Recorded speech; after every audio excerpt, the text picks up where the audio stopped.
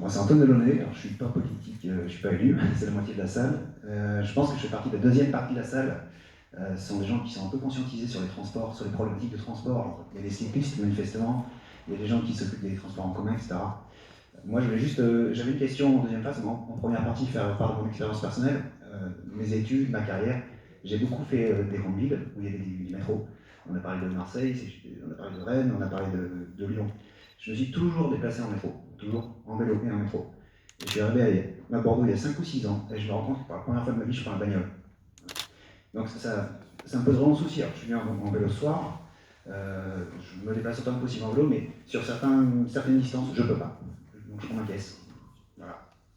Et donc ça m'a un peu posé ce sujet. C'est pour ça que je me suis préoccupé du métro, quand j'ai vu que c'était sorti. Je trouve que c'est très important.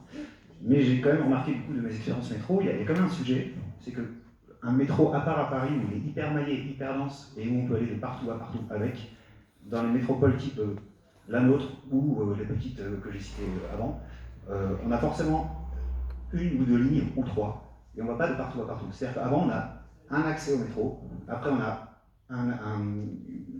une deuxième technique pour partir du métro, et en fait, il y a toujours besoin soit de marche, soit de vélo, soit autre chose avant et après. Ma question, c'était celle-là, je l'ai jamais vue, mais qui sait, peut-être que ça existe. Est-ce qu'il ne serait pas possible d'avoir une rame dédiée dans le métro, en queue de ballon, pour avoir la possibilité de mettre ses vélos tout simplement dedans? On viendrait en vélo, on pose le vélo dans la rame, on se déplace, on reprend son vélo et on part. Et en fait, ça éviterait de faire ce qui se fait dans beaucoup d'endroits, la marche ou le bus, le métro, à nouveau la marche ou le bus, et de facto, ça fait que les gens ne le prennent pas, ou peu. Ça se fait sur le tramway de San Francisco. Sur le tramway de San Francisco, à l'avant, tu as des petits virages de surface.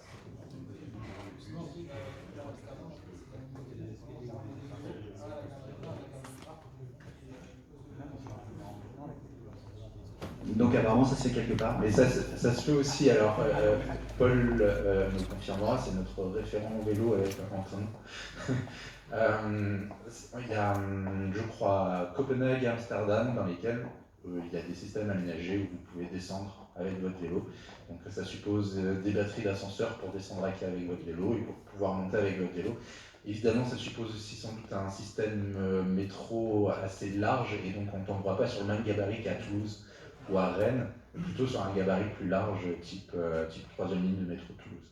Et est-ce qu'on ne peut pas juste anticiper en amont de mettre de la longueur des quais? Parce qu'en fait, un métro, c'est des dimensions, j'imagine, à 80, 100 ans. Mais bien sûr, bien sûr. Et c'est justement pour ça qu'on fait ce genre de réunion, c'est pour nous sensibiliser à ce genre de problématiques, pour être au courant, pour rechercher des solutions qui existent sans doute ailleurs.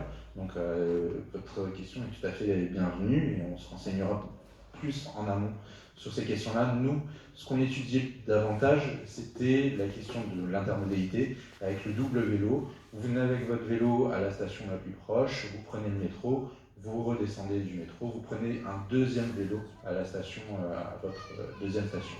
Donc c'était plutôt le système du double vélo qui est privilégié dans d'autres métropoles. Mais cette idée, on peut tout à fait l'envisager. Moi j'ai peur qu'avec une double modalité comme ça freine. Je pense que je serais à peu près le premier à être freiné par ça.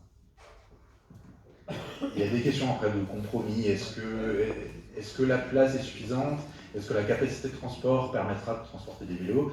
Est-ce que les stations, évidemment, plus les stations sont longues, ça veut dire plus ça coûte cher. Voilà. Et il faudra aussi essayer d'éviter les économies de bout de chandelle, notamment au détriment du vélo. Donc ça, c'est une première éthique qu'on peut porter ensemble. Si c'est quelque chose à laquelle vous avez une question à laquelle vous êtes sensible, n'hésitez pas à vous rapprocher de nous et on étudiera ça et on portera ce message-là lorsqu'on débattra du projet de métro à la métropole. Simplement, juste peut-être plus aux élus, mais effectivement, c'est un investissement lourd, hein, 2 milliards par ligne. C'est comme on a dit, c'est du dimensionnement sur du très long terme. C'est là-dessus qu'il faut appuyer auprès de vos collègues, parce que là, il faut faire un calcul sur 50, 100 ans. Alors. Au début à Paris, j'y étais pas, mais je ne sais pas y avoir grand-chose. Et puis le maillage, il se fait progressivement. Imaginons plusieurs lignes de métro à Bordeaux dans 50 ou 100 ans. Le maillage, il va se faire. Moi, j'ai fait mes études à Toulouse, il n'y avait qu'une seule station de métro. Elle a été étendue de chaque côté, et la B est arrivée, puis la C demain. on est vraiment sur un espace-temps qui laisse la place à tous les possibles, y compris pour la partie financement. Et croyez-moi, on essaie comme au rugby, de pousser en mêlée sur le métro, mais j'ai l'impression que parfois que son seul tort, c'est de n'être soutenu que par quelques maires d'un camp et pas d'un autre. Juste dernière question, j'en ai plein, mais ça sera la dernière. Qu'est-ce qu'on peut faire, nous, en tant que citoyens? Qu'est-ce qui marche le plus?